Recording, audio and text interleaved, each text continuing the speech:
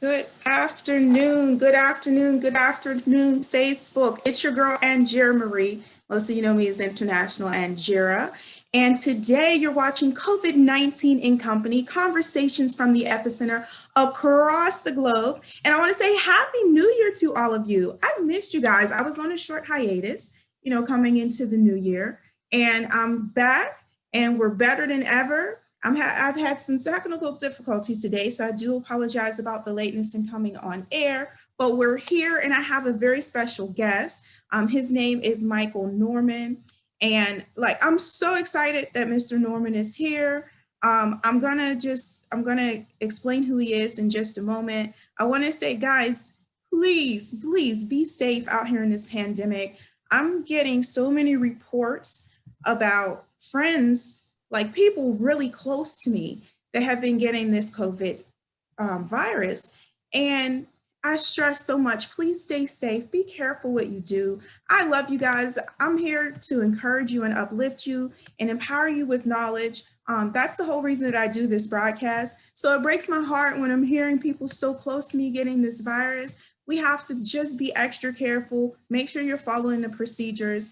I know that the governor's been talking about the numbers have been up. Governor Cuomo here in New York been talking about the increase of the numbers, but there is a decrease in the number of deaths this week.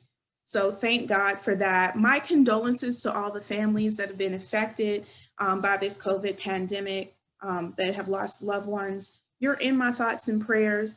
And I just want to say be safe. So moving along though, I want to talk to the fabulous Mr. Michael Norman. He's Minister Michael Norman from Charlotte, North Carolina. Mr. Norman, welcome to the show today. Hey, thank you for having me.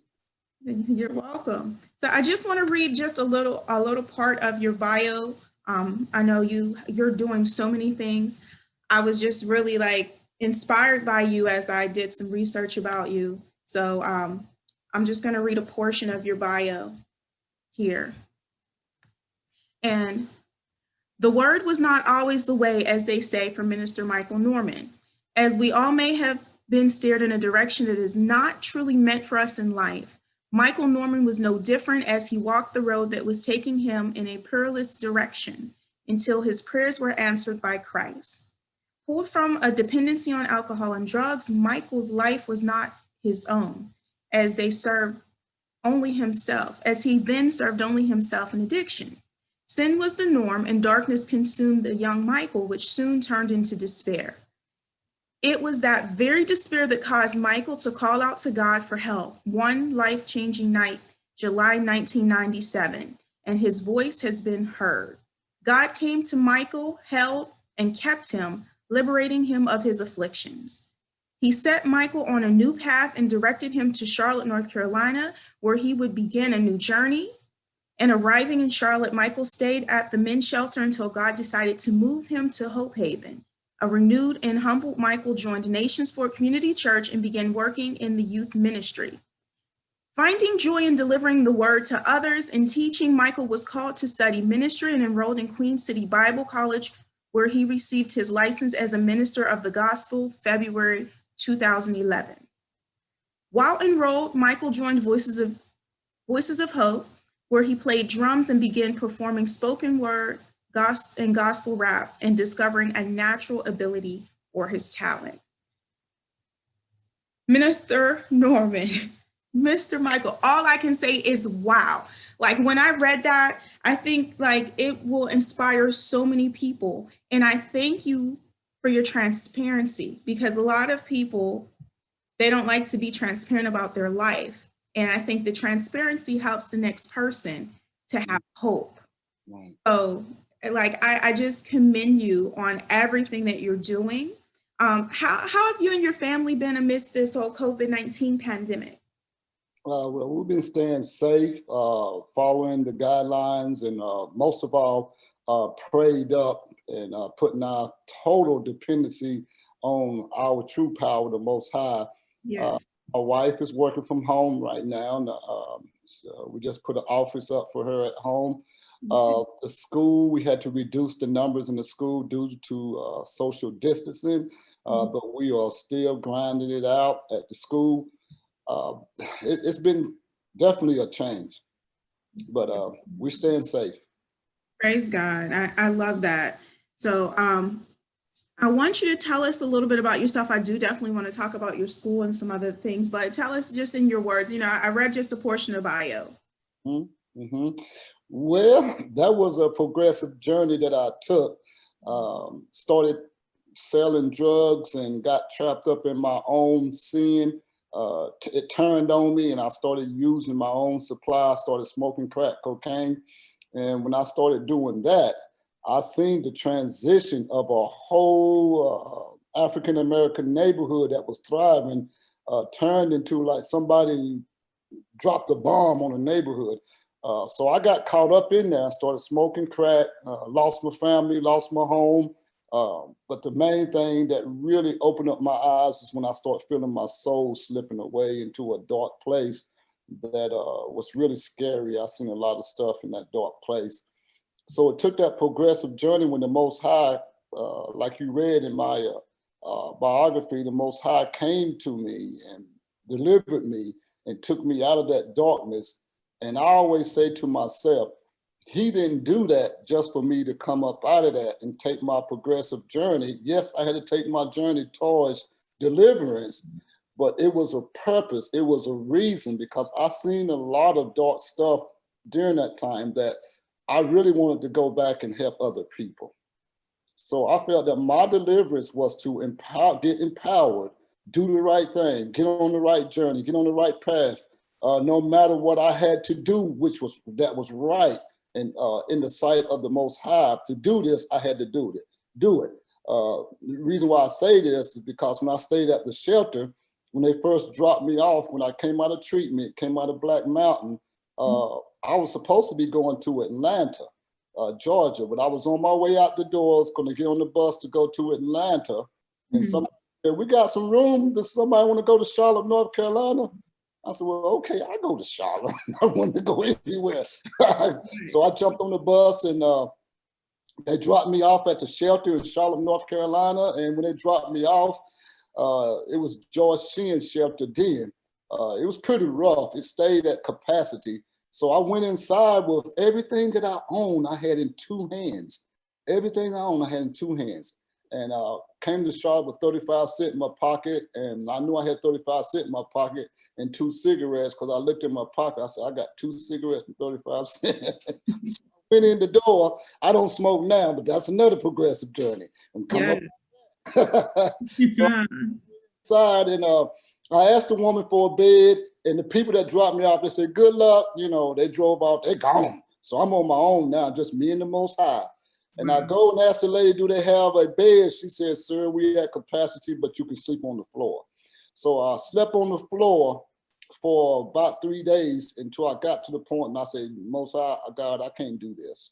I'm about ready to give up. I'm sleeping on the floor, and then I wake up in the morning at 6:30, they wake you up and they haul you outside for a little while. Then you go back in, and a lot of men are in the shower time. You fight your way trying to take a shower with 30 or 40 men. And it was chaotic. So I was saying, I can't do this. I'm going to leave this place and I'm going to go be the best drug dealer that Charlotte ever seen. Drug dealer. And on my way out the door that day, the Most High showed up again. The word of the day, as soon as you go out the door, they usually post the word of the day. And the word of the day was the saying of Martin Luther King. It is pretty ironic that we're missing this on this day of his birthday. Yes, happy MLK Day. You don't hear too much on CNN, Martin Luther King. You know what I'm saying? He brought more peace to this nation than anybody, I think. He tried to bring it together, but his word of the day was, and I'm not saying this exact, but it said that the measure of a man or a person is not how well they do during the time of adversity, during the time of good times, but how a man handled himself during the time of adversity, something like that. So when I heard that, I said, okay, Most High, I understand what you're saying. I dropped my anchor right there. I got on my grind. I said, whatever you want me to do, I'm going to do it. So I stayed at the shelter for a little while, and then they called me to Hope Haven, and I started my progressive journey. Wow, that's awesome. It's funny because I used to live in Charlotte. I lived in Charlotte for 13 years. So even just reading your bio, the visuals, Like I went to Nations for Church. I Mm-hmm. used to work off of North Tryon. I did sales, and that was my sales territory there where the men's shelter is. Mm-hmm. Like that hosiery company in the back there. Actually, I was there on 9/11 when the Wow. planes hit the buildings, and I was trying to get sales, and people were like, "Do you know what's going on in the country right now?" And I was right there, right around the corner from the men's shelter. So you're just bringing back some things to me. I left. It's been about 8 years since I left Charlotte, but you're bringing me home a little bit. It was George Sheehan Shelter. They changed the name now. So Oh, okay. Wow, that's something. So many changes. I have to get back and visit Charlotte. mm-hmm. So you talked to us a little bit about how you made this transition in your life. How did you get into music? How long have you been doing music? Well, I grew up in a musical family. Dad sent all of us to a music school because he wanted a gospel music group because he had 11 kids. He had 6 boys and 5 girls. So he wanted a music family because he used to sing in the choir. So he sent us to music school. One of my brothers played bass, other ones played piano, and Wow. my sister's son. I wanted to play piano, but they put me on the drums. So I played the drum. I wanted to play. I love the piano so much that I Yeah. started teaching myself. So I came from a musical family. We used to play music. Started out playing gospel, and then we migrated into jazz. Did a lot of big band jazz, progressive jazz, and we just started going out different ways. I started liking the R&B and the hip hop rap. I started going into when I was in college. I remember when the first Sugar Hill game first came out. Oh I yeah. started migrating. Uh-huh. I know Yeah. about that. What?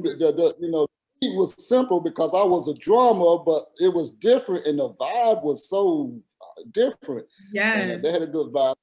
Migrating into that, and I always liked the knowledge rap. Always would listen to KRS-One, Poor Yeah. Righteous Teachers, Public Enemy. I Hmm. remember Public Enemy. I used to read over and dissect their words because I'm a person that always listen to the words. Say, what did he just say? I want to know what I want to know what he said first. Hold up, the beat is good, but what did he say? I always was listening to the words because in gospel, the words mean a lot. The Right. words are the power is. The music may be good, but in gospel, when you playing and doing gospel, the words are very important. Uh, Yeah. so I started listening to a lot of words and started writing my own words. Started off with poetry, started writing a lot of poetry about my journey. And one day I decided that, hey, I want to write my own songs. I want to do my own recordings, and started Okay. from there. That's awesome. And it's funny because you're absolutely right about that with gospel music. I sing gospel music with David Bratton and God's Blueprint for Life. And most of our songs are like direct scriptures. Like we're singing the word of God because the word is the sword. So it's very important. And that was something that caught my attention about your music. When I listened to your music, the scriptures, like a lot of music, they're singing words that come from the scripture, but they're not telling you where it is. And you were giving direct scriptures. I'm like, hold on, let me look that up. So Mm-hmm. you, in your the way that you do things in your music, it pushes someone to have the thought, okay, I hear what he's saying, but then he's giving me, like, he's pointing me back to the Bible. So let Mm-hmm. me go there and see what that verse says. Right, right. So I really like that. Where does your inspiration come from? You talked a little bit about some of the artists that inspired you, but where does your inspiration come from when you're writing, when you're sitting and you're putting these words down on paper? It comes from the real fact of why am I writing this song? It's either because of an event that happened or something inside of me that I went through in life that I want to bring to the forefront and put it on the music and put it out to people for a um, learning process so that they can learn from my mistakes and learn from my journey and grow from it. Just like Can't Breathe, it came from years, decades. I was always researching the research of decades of when the African Americans first stepped foot on this soil here in America, the abuse that has continually taken place. And when you start researching and researching and reading and really looking at this, something get inside of you, not to get angry, but to say, hey, let's put something out there to tell about this, but also a solution to our people so that they can get empowered with this. Right. Not another angry message that's going to make somebody only mad without a solution. Let's put something out there, and I got to always put it in parallel with the Most High. What is the Most High saying about this solution, about these? So the music that I do now, I get it from meditating, from world events, city events happening right here in Charlotte, North Carolina, of events. The Great Awakening. It's talking about it's time for African Americans to wake up. And I see that in my heart so much. When I was a kid, I studied a lot of different religions. I was a radical black Muslim when I was in college. And I studied all of that. I studied different religions. And I'm seeing that there is a power greater than us that is calling us back to first turn our face towards that power, towards our God, towards the one that empower us as a people, and turn away from the wickedness, and then we will see a change in our communities along with other things that has to be in place. So the music is all part of the whole big picture of what I do with the school, the outreach, and the music. They all work together. Got you. That's awesome. So that says a mouthful right there, because I wanted to ask you about both of those pieces. I think, I would like to play a little bit of one of the songs, Can't Breathe, like what you spoke about first. I love the visuals in the other one, but I want to play a little bit of it. I don't want them to knock me off Facebook for playing music. So I'm going to say I do not own any rights to the music, but I would like to just share a snippet of it with you, with the audience, so that they can see what we're talking about. Okay. So let me share that right now.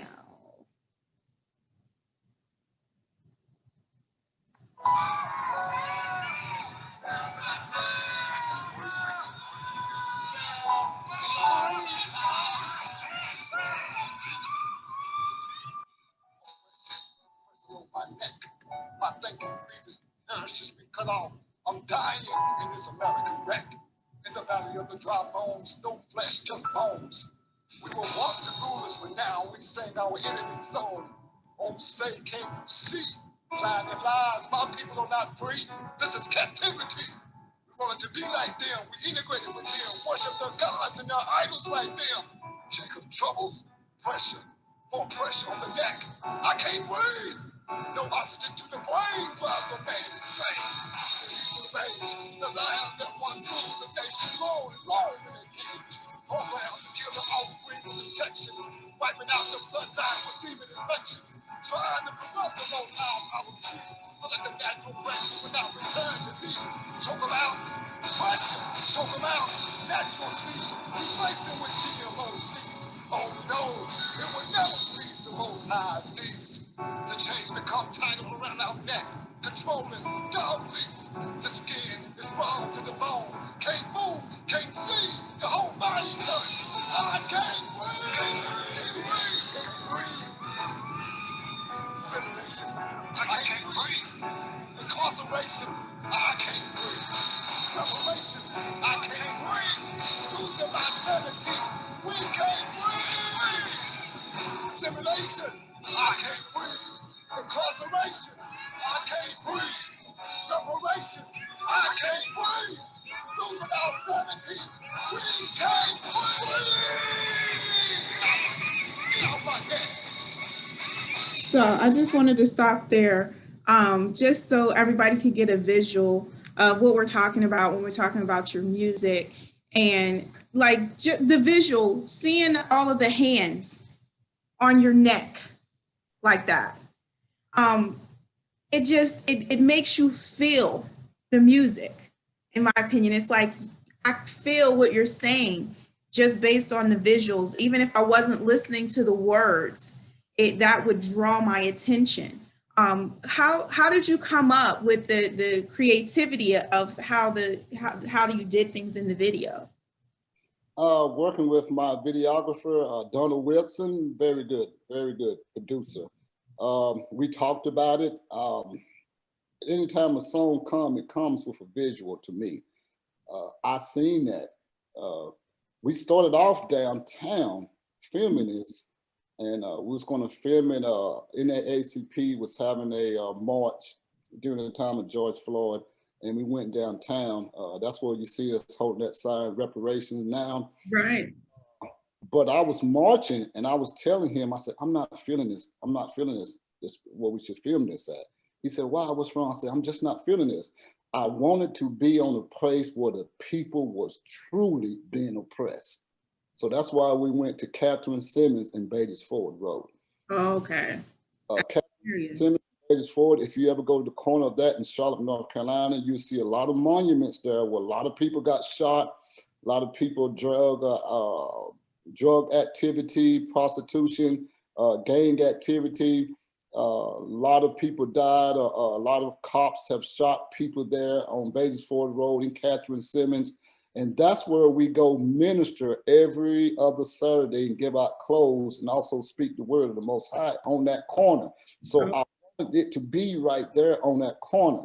And the visual to show that the around the net is very, very real, very, very serious, because not only are we as a people being spiritually choked out because we have lost our culture, we got to get back to our culture because our culture is tied to spirituality, but physically we are getting choked out. The man got choked out, public assassination when he held his knee on his neck. That was brutal. That goes way back to Rodney King, way back before Rodney King, strange fruits on the tree. That goes way back. Now we are in the year of 2021. I think they just shot another man that was mentally ill, right? Did you see that? Yeah. Yeah, he was mentally ill. And so it's still going on. So I wanted people to see the visual of being choked while we're speaking those words physically, because that's the physical part, and the words is telling us the spiritual part. That's it. And it's like, it's been close to 30 years since Rodney King. And then with George Floyd being less than a year ago, Breonna Taylor, all of these names, there's so many names, like I can't even give justice because I want to mention every one of their names because I want them to be remembered. And most of these situations, like people, they weren't even doing anything wrong. Right. And for them to pay their life and then not get any justice, like that's not the right way to go about things. That's not what the American values are about. However, it's happened so much. Like, I do see the number of people, because I did go out and protest, and I saw, that there were a lot of people that didn't look like me in protest now. But I think in the day of Dr. Martin Luther King Jr., there were a lot of people that didn't look like him either. And then it kind of faded out, and it was just people that look like us. So now I see people that don't look like us, and I see some changes being made, but I don't know if they're adequate. Do you think that there are some actual adequate changes being made to develop relationships between the police and the Black community now at this point? I'm sorry, you were breaking up. What was the question? I'm sorry. Do you think there have been adequate changes made to develop better relationships between the police and the Black community? I have to answer that question on a different level. Can I be real? Please be real. Okay. We have seen this since we stepped, like I said, since we stepped foot on this soil in this year 2021. So that ought to tell us, because they told me when I went to AA that repeating the same thing, expecting different results is insanity. And in order for me to get rid of my alcoholism and to face the problem, I have to stop repeating the same thing over and over, expecting different results. it seems like to me that we as African Americans have grown enough to where we can take care of ourselves, so we can stop depending upon the same people that oppressed us and hung us and shot us in the street to give us justice. Now, don't get me wrong, there are some good people out there that's going to join us to help us out. But I see that if we don't take interest as a nation, as a group of people in ourselves, how can we expect them to help us when we're not taking the lead by our people building like they did on Black Wall Street and other things that we were doing before we integrated with them?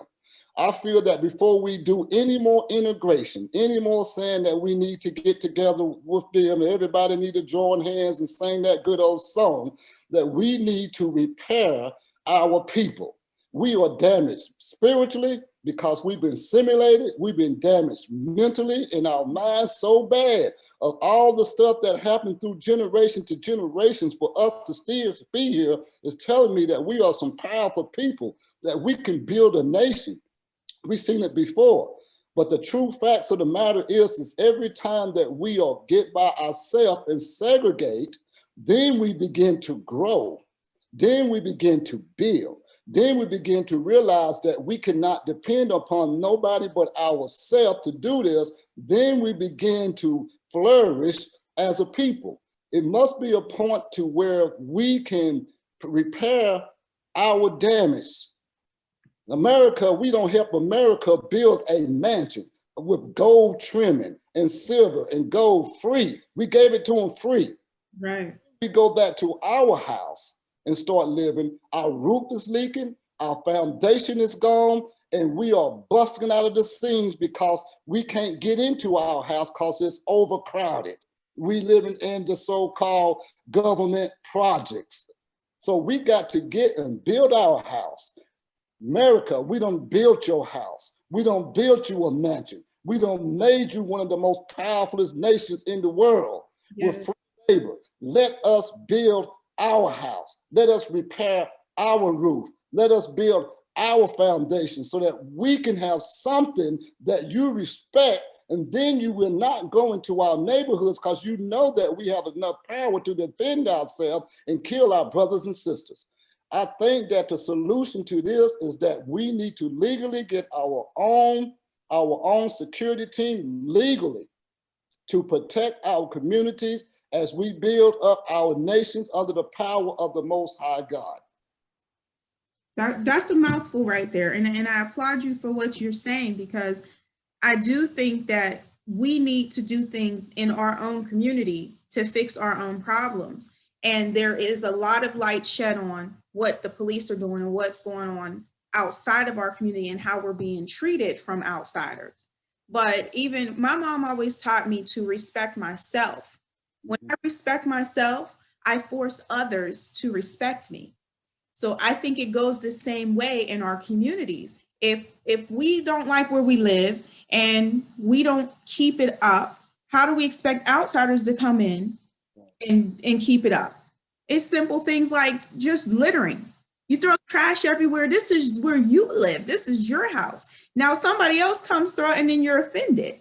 So it's like, we have to do things as our own. And I think that it's very important that we take our self-responsibility to say, okay, we might not have been the ones that physically caused the problem, but we've accepted it and we've allowed it to seem that it's okay. So I've talked a lot, in June, we talked a lot about the George Floyd case, and I had some friends on talking about being a Black man in America. And like, what can we do? This question that keeps coming in my mind, and you've really shed some light on it. What you were saying is like, what can we do ourselves as a Black community to change the narrative about crime, poverty, and education, or the lack thereof of education in our communities? And I love what you're doing because you have your school. So I think, was it global? It's the Global Vocational Training Center in Charlotte. You're the founder and president of that organization, correct? Correct, yes. Mm-hmm. So I think that's one answer to that problem. Can you tell me a little bit about it? What's your vision for the center, and tell me what you do, what all you all do there? Well, we train young men and women the trade, because I feel that the trade is the quickest way to bring a community and an individual out of poverty. We teach electrical, HVAC, solar, and fiber optics. We don't charge anything for them to come to our school. And whenever they graduate, we give them $300 worth of tools, and we give them a job. Because my main purpose is to connect with different organizations in Charlotte so that they can have a clear path towards success. We have a contract with Mecklenburg County Sheriff Office to where we were going in before COVID and teaching Electrical 1 to the inmates. We connected with Charlotte Workforce Development to where whenever they graduate, then Charlotte Workforce Development has a lot of contacts with different electrical companies, HVAC companies that can hire them.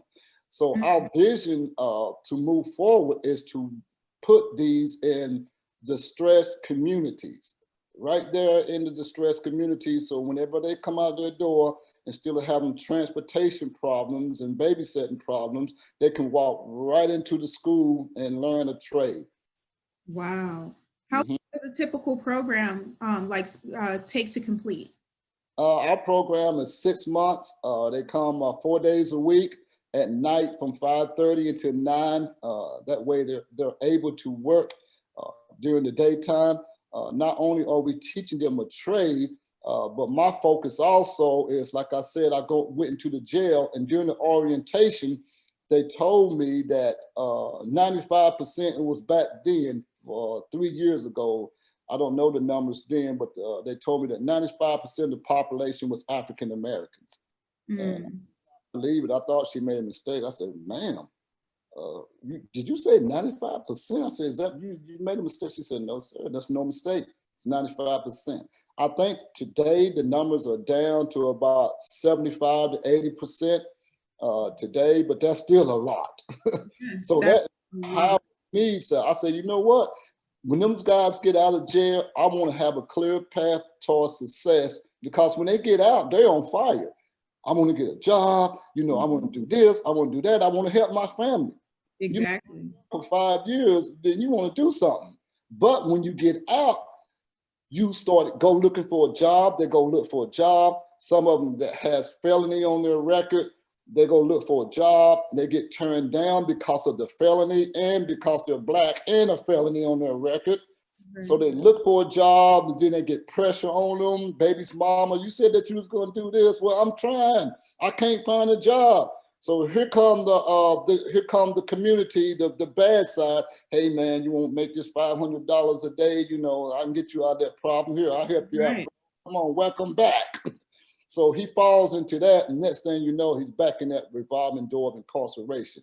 But if I can show him how to get a trade, take this energy that you were using to sell drugs until 5:30 in the morning, standing on the corner, and put this energy towards a trade, because I'm going to teach you a trade, I'm going to show you how to own your own business, because I own my own business. I'm an electrical contractor, and I can show you how to get through that progressive journey to own your own business. We bring in leadership coaches. We bring in financial literacy classes. 2 people come in from Fifth Third and the other ones from First Citizen. We help them to open up a bank account, a savings account, and a checking account. So we're going to do the overall picture for you. So when you come out of Global Vocational Training Center, you're going to have an entrepreneurship mind. You're going to have a business plan that we're going to help you write. You're going to have a lot of hands-on experience. So there's no reason, bro, insist that you should not succeed. Wow. But don't waste my time, because we're going to spend a lot of money and time on you. So don't waste. You help them breathe. Yeah. How are you able to offer this school tuition free though? Well, like I said, I have an electrical company here that's doing very well. in Charlotte, North Carolina. So International Electrical Solutions has been holding up the school for a couple of years. We just recently got a grant, a federal grant from the city of Charlotte, which has helped us out, which has took us to another level. And I don't mean to say it like that, but I'm just being real. It wasn't what we asked for, but I can take pennies and use it to really do something. So we have really went to another level. We bought more tools, we bought more books. We got a smart board now where we can do virtual classes. We hired a couple of other instructors. We hired another leadership coach. So we're able to do with it what we got. So we get grants. We got a grant. We're looking for more grants. I'm also looking to put a school in not Baltimore, but Detroit. I'm going to look at Detroit with that. And I want to do a side note right quick. Please. If I remember the Million Man March, and this is just a nugget that I want to throw out here for my people. We sent a million man to Washington, D.C. to do something. We spent time, money, and resources to go up to Washington, D.C. with a million man. But we did not come out of Washington, D.C. with a bill or anything that we pressured them to do for our community. We just went up there and spoke and had a good time, and it was a little bit empowerment, but when they came back, the empowerment kind of gradually fell off. We went back to normal. Right. I propose that if we take a million man and tell each man, bring $100 with you, bring $50 with you. And if you can, bring what you can with you. We're talking about a million man, okay? Then we hire financial advisors and accountants to take care of this money. And we appoint a leadership and we do a check and balance. That's one thing I like about the United States. They got a good check and balance system. We do check and balance of that money. And first we go to Baltimore and buy up all that distressed property that's just sitting there. And I'm pretty sure with a million man, we got some carpenters, electricians, plumbers, and we got all that. We go up there and we fix that property, we buy it, now we own it. Now everybody has an investment in it. Then when we finish with Baltimore, we put up schools, we put up banks, we put up a community, and we take care of it. Then we go to Atlanta and buy distressed property and do the same thing and start doing ownership of something. Instead of taking a million man in Washington and coming out with nothing, put a million man in Baltimore, put a million man in Atlanta, and just start buying up property and start building something, start doing something that our children can look at and say, yes, we can. Yes, we can. Yes. Throw that out there. You know, that's really something to think about, because we can take the same energy and direct it a different way to get the different result. So I love the idea. I just wonder about the unity there, because a lot of people they'll look and see what their neighbor's doing, and instead of going to figure out how they can unite and do things better, they try to outdo in our community. Like, because he got $600 sneakers, I need $600 sneakers. And it's like, don't compete. Y'all both could have put your $600, that's $1,200, and you could invest it in a business. Right, that's right, that's right. So we need to think outside of the box. We need to go beyond where our ancestors were. We're supposed to progress as time goes. And I think that that's very key. And we need to do things like that. I listen to everything what you've done, and I'm like, how did you even know how to do all that? Where you went from the streets to where you are today. Like, I think a lot of people maybe don't know how to get started, or people don't know how to unite with other people. Because I'm a person, I never met a stranger. Anywhere I go, I have friends, and people are like, oh, you talk too much, you have the gift of gab. But they don't know what I get from that. I'm giving information and sharing knowledge, and I'm also receiving the same things. And it's helped me to get some places in life that I may have never seen. So I think we need to all be open-minded, and I think that everyone in the audience, you heard what Minister Norman said, think about these kind of things. Think about how we can have a movement. If we just come and unite, because we may not have the financial resources ourselves. Normally, that is a huge issue in our community that leads, the poverty is what leads to the crime, the violence, all of these other things. So thinking about that, I want to ask you, there's a lot of people that say, and especially I get this from foreigners, well, this is America. You have all these opportunities in America. It's equal opportunities. What do you say to people that don't see the disparities between the Black community and the rest of America? Well, they're running with blinders on because they're not researching the research. We have, like I said earlier before, we have strived and we have built Black Wall Street. They did it in Durham, North Carolina, and around other places that they did. But as you know, if you read the book, if you study the history, every time we begin to come up and begin to come together, there are some hidden forces behind the scene that comes and destroy it. Read Black Wall Street. Look at the history of Black Wall Street, and I think it was another one down in and how it was destroyed. Yes, that got destroyed. Now that's why I went on the rampage and went left and started talking about they got to allow us to build our house. Right. People that's saying that, we got to look at the masses. I'm the type of person that, okay, I got a school, I got my own electrical company. I can easily say, well, I got mine, I start off on drugs, let them get theirs. Right. No, until the masses are coming up, until the nation is coming up, then we are suffering. So the people that's saying that is not looking at the true fact of what has been done for the African America that was done to the other people that suffered, to the Chinese that got reparation, to the so-called Jews that got reparation. My tax money is going over in Israel supporting stuff that I don't even know about, I don't even agree with, but the money is still going there. And then we ask for a little crumbs, reparations to help us to build businesses that's going to help America. Because they know we are powerful people. We can build, we can do this. To ask for money, that not loans. We don't want no more loans to where we are buying to you.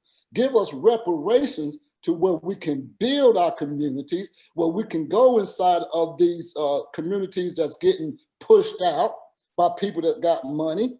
I see it on Batesville Road in Charlotte. Give them money to say, okay, I'm gonna hire renovation specialists to come in and fix up your house so it can be valuable. Instead of you don't have to just sell out because you can't afford it. We're not gonna give you the money, but we're gonna give it to the contractors to fix up your house, to fix up your neighborhood, because most of these people that have distressed houses in distressed area don't have the money to do, but they paying taxes. So as long as we paying taxes in America, we should be able to get what is rightfully due to us to build businesses and to build without being in debt to America, because we already don't pay our debt to you. Let us build free. Can I show this book? Am I allowed to show this book? I do a lot of reading, I do a lot of studying. Right. Doing a lot of research to research. I love knowledge. Has given me a lot of insight. It's called How to Build a New Black Wall Street. Okay. It's very valuable. But before we can build a new Black Wall Street, we have to be able to break the curse of Willie Lynch. And this is a very deep book right here. Gotcha. Okay? So I read a lot and I study a lot. And our mental mindset, this book was talking. Yes, Tell us the names of both the books again, and who are the authors, or maybe somebody interested in reading them. This book right here is Breaking the Curse of Willie Lynch. You can get it on Amazon. It's talking about how, in this book, he recommends that, here's the author. You have to read this book from left to right and then go back and read it from left to right. It talks about something interesting that he said in here. He said that whenever someone is being conditioned, it leaves a chemical imprint in their brain of the condition that they was conditioned. In order to get that chemical imprint off of your brain, that stays there, because when someone keeps hitting you over and over and over and over and over with the same idea, you begin to believe that that is true, even though it's a lie, and it becomes a chemical imprint in our brain. In order to break that chemical imprint out of your brain, you got to keep hitting it with the truth. And it takes some time to get that chemical imprint. You got some chemical imprints in your brain that when you was first a child that you don't remember, but still there. You see, so they playing and playing. And this other one is Building Black Wall Street. Mm-hmm. How to build a new Black Wall Street. Mm-hmm. And that is my mission. We bought some property up in Marvin, North Carolina. We bought the town bank to where I was wanting to draw some bankers like mechanicals and farmers to rent the space that we bought. We bought a bank and we bought another building where we're going to put a school in Marvin, Morven. They have a news piece. Lady came and did a news piece on Marvin, North Carolina. Please go look at that. It's a lot of information there. It's just a town of sitting there, 85% Black population, distressed. Buildings are abandoned. That is a perfect time to go in and renovate and set it up and put something in there that's going to make the community thrive. And another one that I got that I want to show, that I get a lot of information when I write my songs, is Run Dalton. Run Dalton. This is From Hebrews to Negroes, Wake Up, Black America. This right here goes into the DNA research of who we really are as Black Americans. We are the Hebrew people. He brings it out with the research of the DNA. Our DNA goes all the way back to the land of Israel. Yes. Okay. So that's deep. So I'll post those books up for people. I think I missed the first one, but I see How to Build a New Black Wall Street. It's on Amazon. The authors, it's multiple authors, but it says by Cal Davis, Megan Swan, and Benjamin Wheeler. For those that wanted that information. I saw what was the other one? It was about the chains breaking, the curse. The Curse of Willie Lynch. Let me see. You got it? Yep, I got it. Okay. Of Willie Lynch. Willie Lynch letter first. Alvin Morrow. Yeah. Okay. Understand what he's talking about. So we got that one. I'll post all of these up for you all that are listening that maybe didn't get a chance to write it down. That's why I wanted him to repeat it. And then the last one was Hebrew to Negro. Hebrews to Negroes, and it's on, that's also on Amazon, and the author is Ronald Dalton Jr. So I have links for all of them. Okay. That we can also look at all of those things. What your proposal where you talked about, bringing the million men together. I want to ask this, like, if somebody's listening, they're like, you know what, I want to get on this movement. How can they reach you?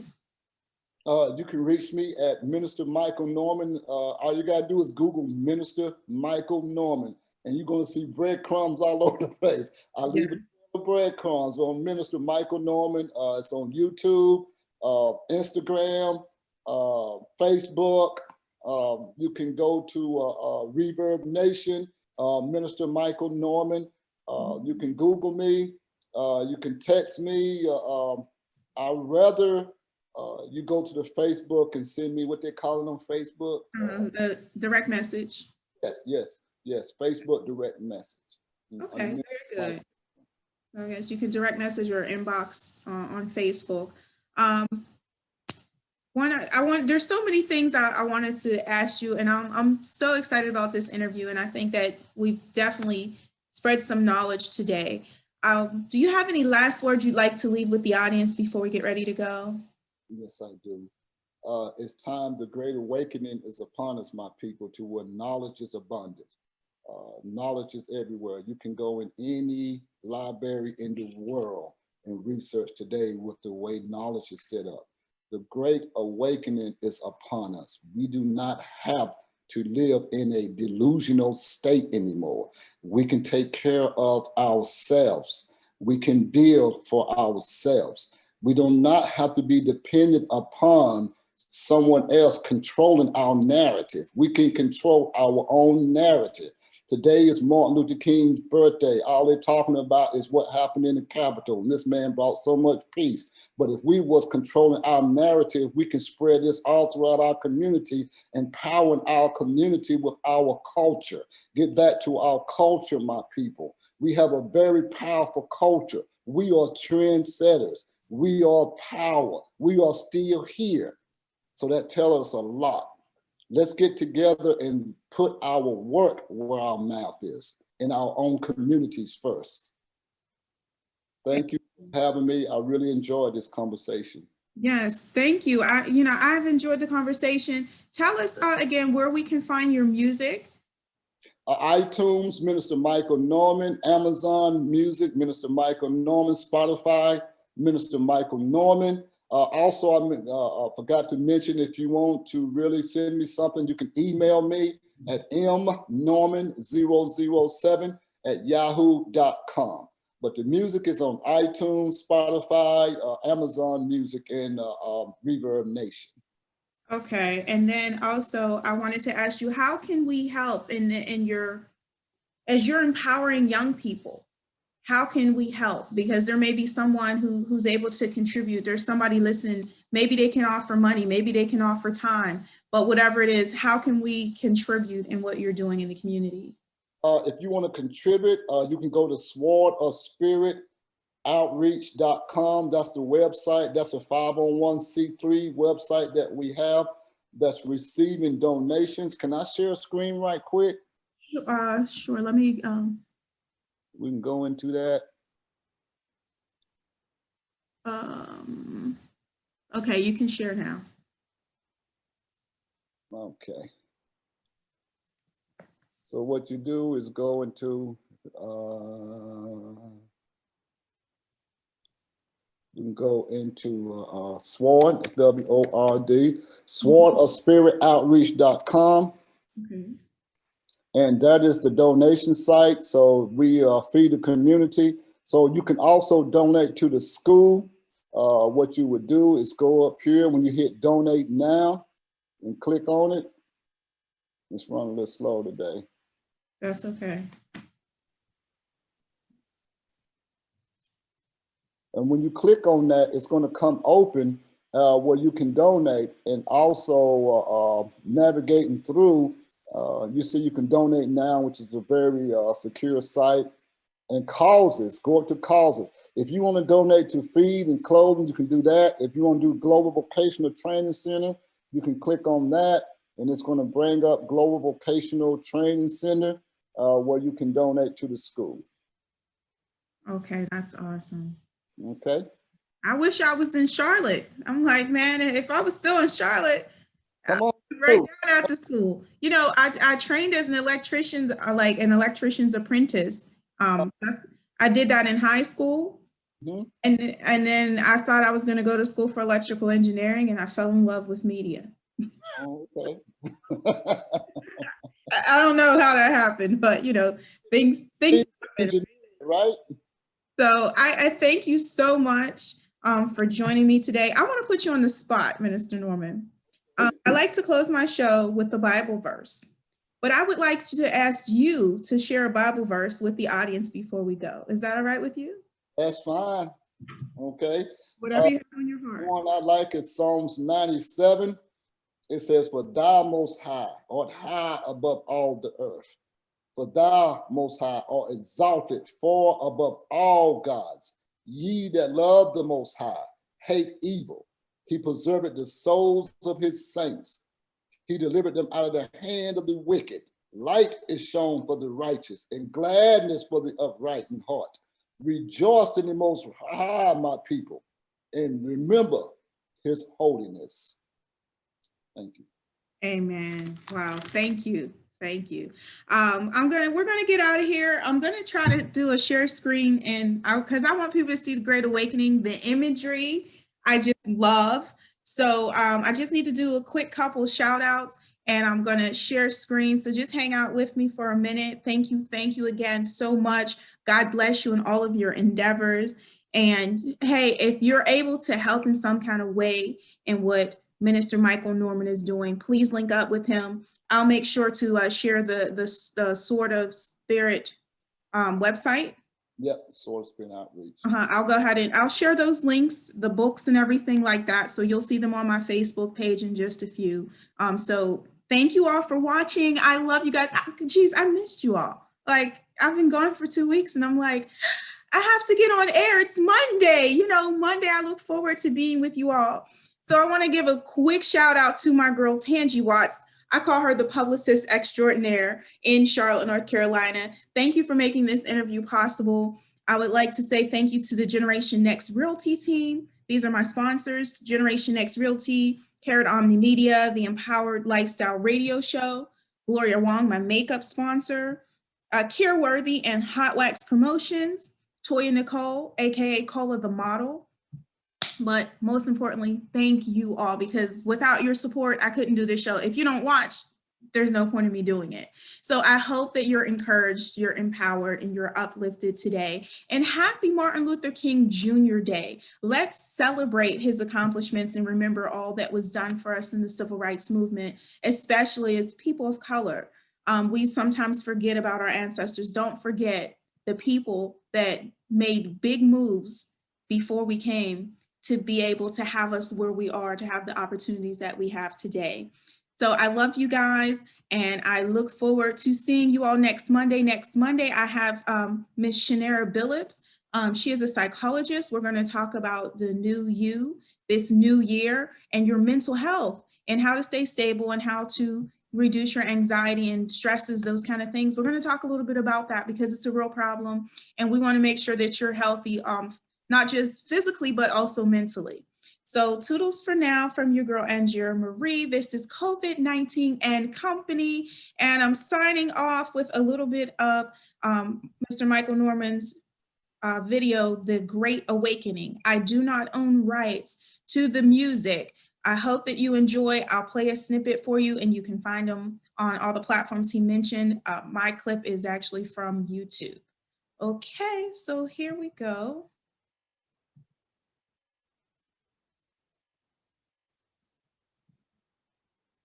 Deuteronomy 28. And it shall come to pass, if thou shalt hearken diligently to the voice of the Most High thy power, to observe and do all of his commandments, which I command thee this day, that the Most High God will set thee on high above all nations of the earth. But if thou wilt not hearken to the voice of the Most High, to observe and do all his commandments, then curses shall come upon thee and overtake thee. All these lies and delusions wake me up, show me a new dawn. Open your eyes, my children of light. I am awakened, I am awakened.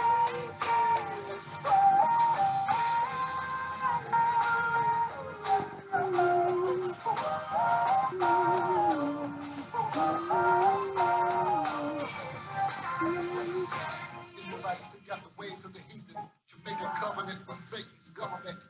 Turn their face away from the Most High, evil desire. 2 Kings 17 said they